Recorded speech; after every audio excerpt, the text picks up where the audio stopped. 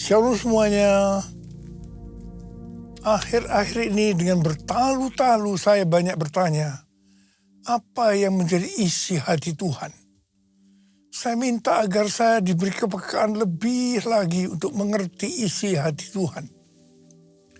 Tuhan menjawab dengan memberikan firman di dalam Yeremia 33 ayat 3 yang berkata, "Berserulah kepadaku, maka aku akan menjawab engkau dan akan memberitahukan kepadamu hal-hal yang besar dan yang tidak terfahami, yakni hal-hal yang tidak kau ketahui." Saya terus berseru dalam doa, pujian, penyembahan bersama-sama dalam unity siang dan malam. Dan baru-baru ini Tuhan memberikan tuntunan buat kita melalui pesan Tuhan kepada jemaat di Philadelphia. Secara ringkas, pesan Tuhan kepada kita adalah sebagai berikut. Yang pertama, Tuhan Yesus adalah yang kudus, yang benar, yang memegang kunci Daud. Apabila ia membuka, tidak ada yang dapat menutup. Apabila ia menutup, tidak ada yang dapat membuka. Karena itu mata kita harus tertuju kepada Dia, mengandalkan Dia, fokus hanya kepada Dia, Tuhan Yesus. Seperti Tuhan Yesus berkata kepada jemaat di Philadelphia, bahwa Ia tahu segala pekerjaanmu, maka demikian juga Tuhan Yesus tahu segala pekerjaan kita. Segala sesuatu yang kita pikirkan, yang kita lakukan, tidak ada yang tersembunyi bagi Tuhan. Amsal 15 ayat 11 berkata, dunia orang mati dan kebinasaan terbuka di hadapan Tuhan. Terlebih lagi hati anak manusia. Karena itu kita harus terbuka di hadapan Tuhan. Itu yang menyenangkan hati Tuhan. Yang ketiga, Tuhan menghendaki agar kita menuruti firman Tuhan. Dan jangan sampai menyangkal namanya. Dan yang keempat, Tuhan menghendaki agar kita terus menuruti firman Tuhan. Untuk tekun menantikan kedatangan Tuhan. Kalau kita melakukan hal-hal di atas, maka janji Tuhan, yang pertama, pintu yang selama ini tertutup akan dibuka oleh Tuhan. Mungkin itu pintu pelayanan, pintu pekerjaan, pintu persoalan yang tidak kunjung selesai, dan lain-lain. Yang kedua, orang-orang yang menamakan dirinya Kristen, tetapi kelakuannya tidak seperti itu, di mana mereka terus-menerus menekan kita. Akan Tuhan suruh datang dan berkata bahwa Allah mengasihi kita. Dan yang ketiga, Tuhan akan melindungi kita dari hari pencobaan yang akan datang di seluruh dunia untuk mencobai mereka yang diam di bumi.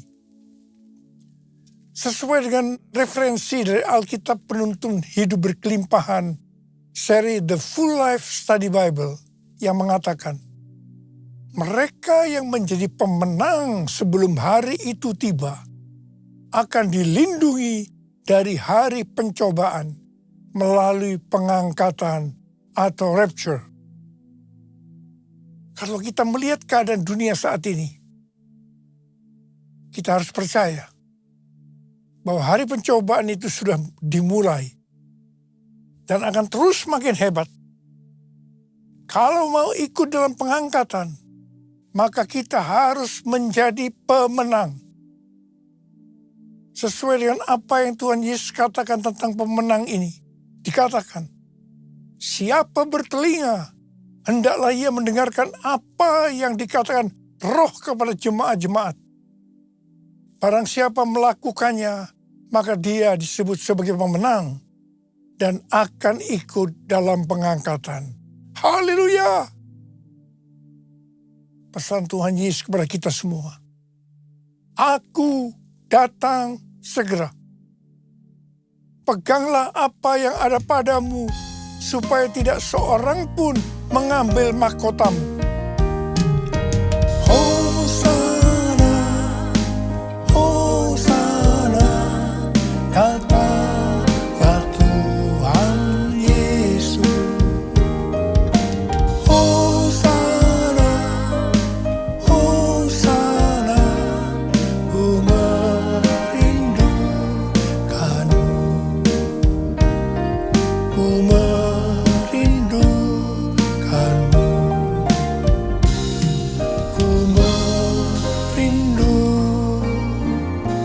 menyelamatkanmu.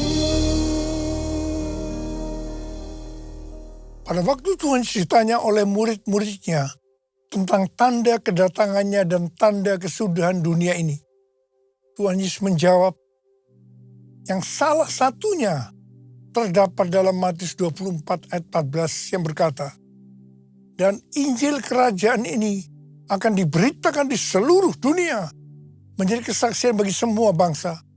Sesudah itu barulah tiba kesudahannya.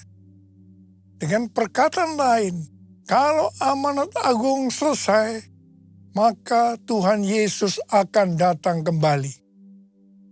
Tuhan Yesus pasti datang kembali. Yang percaya katakan amin. Karena itu dia memberikan amanat agung kepada kita, yaitu agar kita pergi dan menjadikan semua bangsa itu murid Tuhan Yesus. Hal ini juga berarti agar terjadi penuaian jiwa besar-besaran sebelum Tuhan Yesus datang kembali. Sesuai dengan kitab para rasul, kita akan melihat bagaimana proses untuk menyelesaikan amanat agung atau proses penuaian jiwa yang terbesar dan yang terakhir sebelum Tuhan Yesus datang kembali. Untuk menyelesaikan amanat agung tidak bisa dengan kekuatan sendiri. Karena itu pesan terakhir Tuhan Yesus sebelum naik ke sorga kepada murid-muridnya, yang juga berarti kepada kita semua. Dalam Kisah Para Rasul 1 ayat 8. Tetapi kamu akan menerima kuasa kalau Roh Kudus turun ke atas kamu, dan kamu akan menjadi saksiku di Yerusalem dan di seluruh Yudea dan Samaria dan sampai ke ujung bumi. Jadi untuk menyelesaikan amanat agung, kita harus menerima kuasa dari Roh Kudus yang turun ke atas kita. Setelah itu dengan disaksikan para muridnya, Tuhan Yesus naik ke sorga. Setelah Tuhan Yesus naik ke sorga, 120 murid Tuhan Yesus berkumpul di kamar loteng Yerusalem. Mereka melakukan ini karena Tuhan Yesus memerintahkan agar mereka tidak meninggalkan kota Yerusalem sebelum diperlengkapi dengan kekuasaan dari tempat tinggi. Tuhan Yesus berkata, sebab Yohanes membaptis dengan air, tetapi tidak lama lagi kamu akan dibaptis dengan Roh Kudus. Apa yang dilakukan 120 murid di kamar loteng?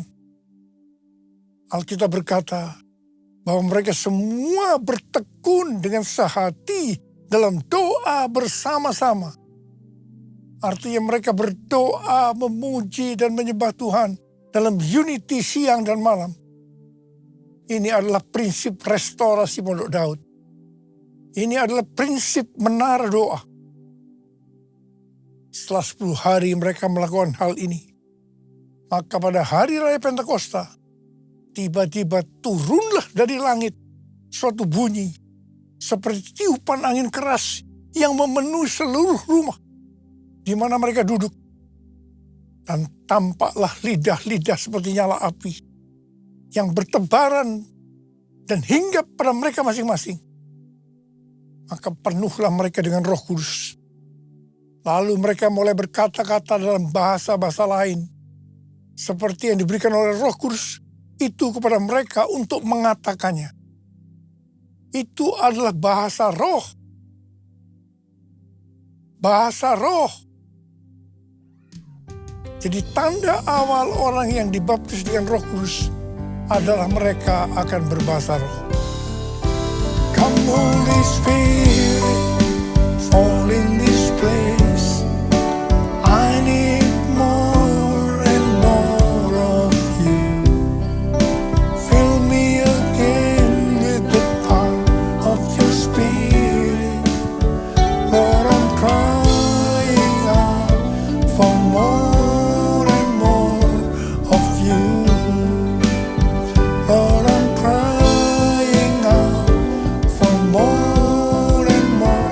Lord, I'm crying out for more and more of you.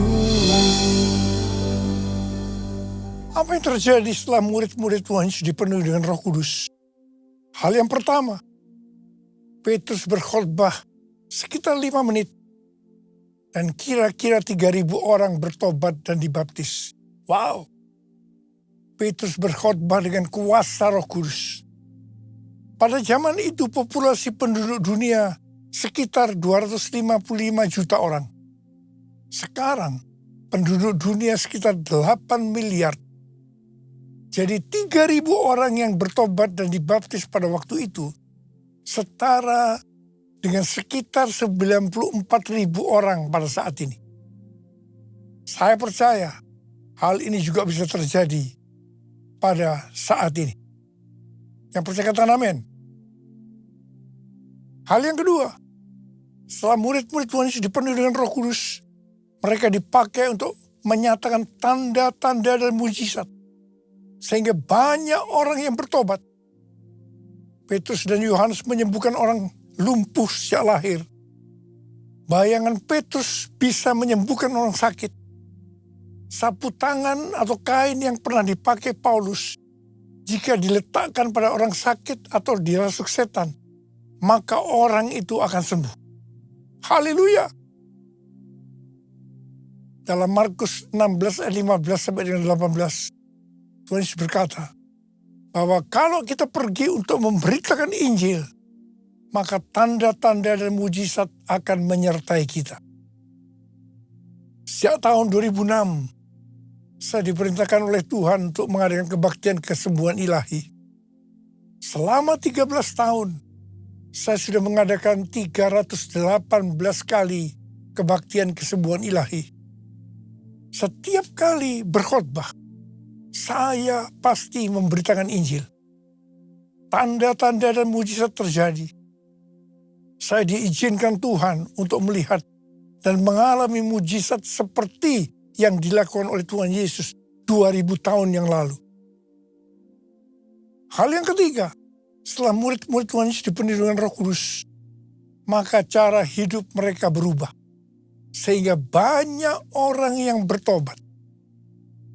Perubahan-perubahan yang terjadi dalam cara hidup jemaat yang membuat banyak orang bertobat adalah sebagai berikut. Yang pertama, mereka bertekun dalam pengajaran rasul-rasul. Bagi kita ini juga bisa diartikan, mereka suka membaca Alkitab. Yang kedua, mereka suka berdoa dan hidup dalam unity. Yang ketiga, mereka suka memberi. Yang keempat, mereka suka memuji Allah dan bergembira, tulus hati, atau hidup berintegritas.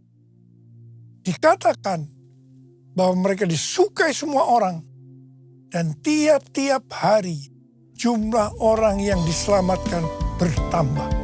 Haleluya! Curahkanlah kuasa-Mu Tuhan, mujizat terjadi di tempat ini.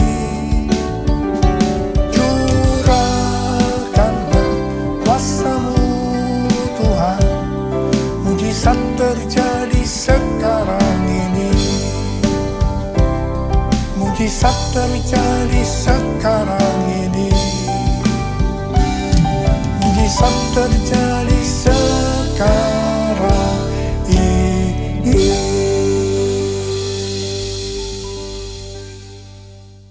Saya percaya mereka menganggap bahwa pola penuaian jiwa hanya seperti itu.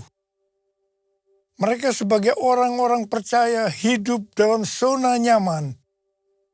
Mereka biasa berkumpul dalam unity sambil membaca Alkitab, berdoa dan memuji Tuhan dengan sukacita. Tidak ada yang berkekurangan. Wow, siapa yang tidak mau jadi orang Kristen?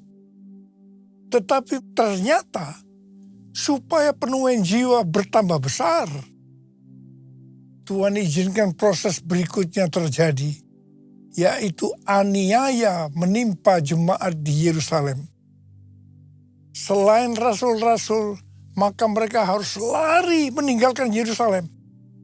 Mereka pergi ke Yudea dan Samaria sambil memberitakan Injil. Jadi kalau tadinya penuaian jiwa hanya terjadi di Yerusalem saja, sekarang mereka menyebar ke seluruh Yudea dan Samaria. Dan pola penuaian jiwa yang seperti ini masih terjadi sampai hari ini. Catatan sejarah gereja selama berabad-abad menunjukkan bahwa semakin gereja ditekan, justru Injil semakin menyebar dan diberitakan kemana-mana. Karena itu, Tuhan izinkan hari-hari ini penderitaan, aniaya terjadi di antara orang percaya, supaya terjadi penuaian jiwa yang lebih besar. Yang percaya katakan amin. Kita sekarang berada di tahun 2026. Tahun yang sukar, sulit, peperangan, bencana alam, ketidakpastian, krisis ekonomi yang semakin intens. Saya percaya untuk penuaian jiwa yang besar perlu goncangan yang besar. Ternyata pola penuaian yang terjadi di atas belum juga menyelesaikan rencana Tuhan. Karena selain penuaian jiwa harus terjadi di Yerusalem, di seluruh Yudea dan Samaria, juga harus sampai ke ujung bumi. Tuhan mempunyai cara untuk membuat penuaian itu sampai ke ujung bumi, yaitu dengan terjadinya perubahan paradigma dalam pelayanan. Selama ini, pengertian tentang keselamatan hanya untuk orang Yahudi saja. Tetapi melalui peristiwa Kornelius, di mana Petrus diutus oleh Tuhan untuk mendatangi Kornelius yang bukan orang Yahudi, untuk memberitakan jalan keselamatan. Akhirnya mereka mengerti bahwa ternyata keselamatan bukan hanya untuk orang-orang Yahudi saja, tapi untuk semua bangsa. Dan ini mengakibatkan terjadinya penuaian jiwa besar-besaran. Haleluya! Jadi mereka tidak hanya mengabarkan Injil di Yerusalem, Yudea, dan Samaria saja. Tapi sekarang mereka, termasuk kita, juga pergi ke seluruh dunia. Haleluya! Proses perubahan paradigma dalam pelayanan itu tidak mudah. Petrus harus diyakinkan oleh Tuhan. Kalau Tuhan berkata halal, jangan kamu berkata haram. Orang-orang yang bukan Yahudi adalah haram di mata orang Yahudi. Proses itu masih terus berlanjut untuk memberikan pengertian kepada orang-orang Yahudi, golongan bersunat, dan juga orang-orang Farisi yang sudah bertobat, di mana mereka berpendapat bahwa orang yang bukan Yahudi yang percaya kepada Tuhan Yesus harus disunat dan diwajibkan mengikuti hukum-hukum Musa. Tetapi melalui sidang di Yerusalem, akhirnya mereka mengerti dan bisa menerima bahwa keselamatan bukan hanya untuk orang-orang Yahudi saja, tapi untuk semua bangsa, termasuk bangsa Indonesia. Katakan amin. Di dalam pelayanan saya termasuk salah seorang yang dipakai oleh Tuhan untuk melakukan paradigma yang baru dalam pelayanan untuk menyelesaikan amanat agung. Sebagai contoh, yang pertama tentang membuka gereja baru. Yang kedua, cara ibadah dengan doa, pujian, dan penyembahan, termasuk bahasa roh untuk memuji dan menyembah Tuhan.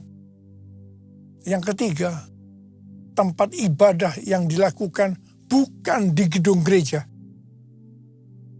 Yang keempat, juga mengenai Pentakosta ketiga.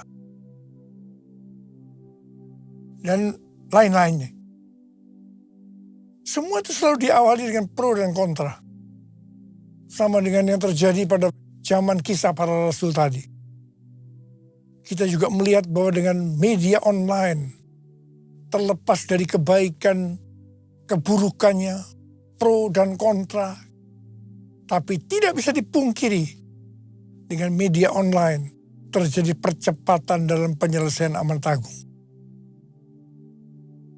Hari-hari ini, banyak organisasi-organisasi Kristen, aliran-aliran kekristenan yang mendapatkan hal yang sama, yaitu target untuk menyelesaikan amanat agung adalah tahun 2033. Sesuai dengan Matius 24 ayat 14 yang berkata, dan Injil kerajaan ini akan diberitakan di seluruh dunia menjadi kesaksian bagi semua bangsa. Sesudah itu barulah tiba kesudahannya. Maka apabila Injil kerajaan sudah diberitakan di seluruh dunia menjadi kesaksian bagi semua bangsa. Atau dengan kata lain, apabila amanat agung selesai, baru setelah itu, waktunya tidak ada yang tahu, Tuhan Yesus datang kembali.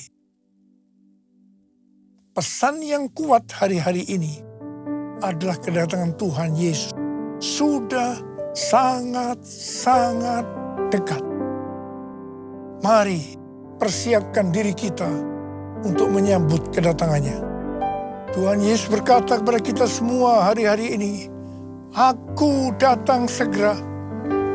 Aku datang segera. Aku datang segera. Mari, angkat tangan kita. Katakan bersama saya. Oh God, I worship you. Oh God, I worship you. Be glorified and magnified. Oh God, I worship you. Sekali lagi. Oh God, I worship you. Oh God, I worship you. Be glorified and magnified.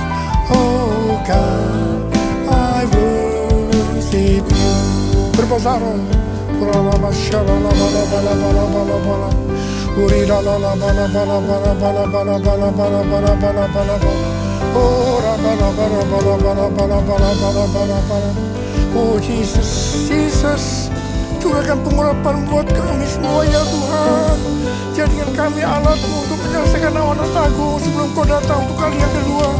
Oh rabababababababababababab. Oh ya la bala bala bala. Terima pengurapan Tuhan, terima.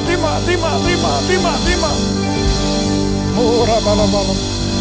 Oh God, I worship you. Oh God, I worship you. Be glorified and magnified. Oh God, I worship you.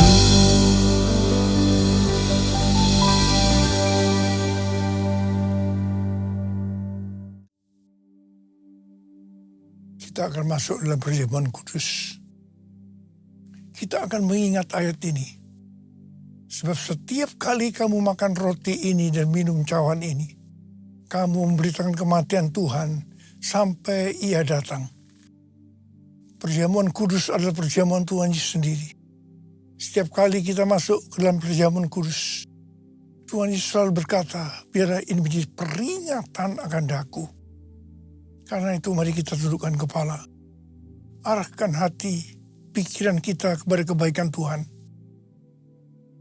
Bapa, siapakah kami sebelum kami mengenal Engkau? Kami semua orang berdosa. Upah dosa adalah maut, mati. Tapi Engkau yang tidak berdosa telah dijadikan dosa oleh karena kami. Engkau harus turun dari sorga mulia, menjelma menjadi manusia, mati ganti kami. Dengan penderitaan yang luar biasa. Sungguh kalau kami pikirkan betapa baiknya Engkau ya Tuhan. Engkau jadikan kami sebagai anak-anak-Mu. Engkau tuntun, engkau bela, engkau berkati, engkau tegur kalau kami salah. Itu engkau ya Abah, itu engkau. Tuhan terima kasih buat hari ini. Tuhan Yesus akan memberkati kita melalui perjamuan kudus. Tapi Tuhan mau agar kita makan dan minum dengan cara yang benar. Karena itu sekarang masing-masing introspeksi. Lihat keadaan dirimu masing-masing. Jangan menyimpan dosa. Kalau ada dosa yang Tuhan ingatkan untuk kita selesaikan, langsung kita minta ampun. Katakan, ampuni saya Tuhan. Ampuni saya. Ampuni saya. Bapa, Engkau melihat anak-anak-Mu yang sudah menyelesaikan segala sesuatu dengan Engkau. Kami akan masuk dalam perjamuan kudus dengan hati yang penuh ucapan syukur. Dalam nama Yesus berdoa. Amin. Sekarang, mari angkat roti di tangan kanan kita tinggi-tinggi. Sebab apa yang telah kuteruskan kepadamu, telah aku terima dari Tuhan. Yaitu bahwa Tuhan Yesus pada malam waktu ia diserahkan mengambil roti. Dan sesudah itu ia mengucap syukur atasnya. Dia memecah-mecahkannya dan berkata, inilah tubuhku yang diserahkan bagi kamu. Perbuatlah ini menjadi peringatan akan aku. Saudara kasih Tuhan, bukankah roti yang kita pecah-pecahkan ini adalah persekutuan kita dengan tubuh Kristus. Mari kita makan dalam nama Yesus.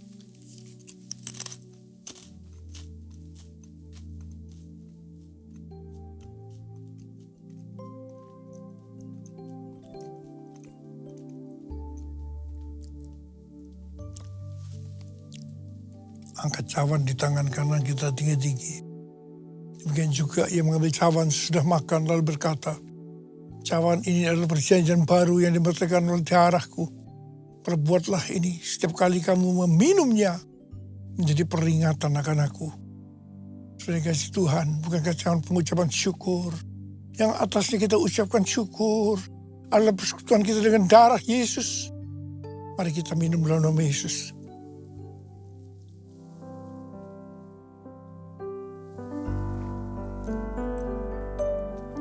Mari angkat tangan kita di hadapan Tuhan.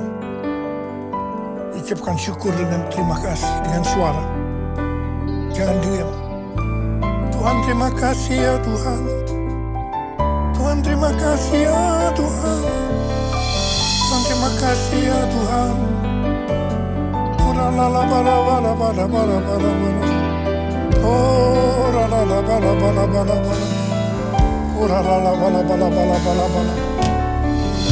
Terima kasih Tuhan. Saat ini Kau sudah menyembuhkan yang sakit Tuhan. Membebaskan yang terikat. Menghibur yang susah. Menguatkan yang lemah. Memberikan pengharapan-pengharapan yang baru.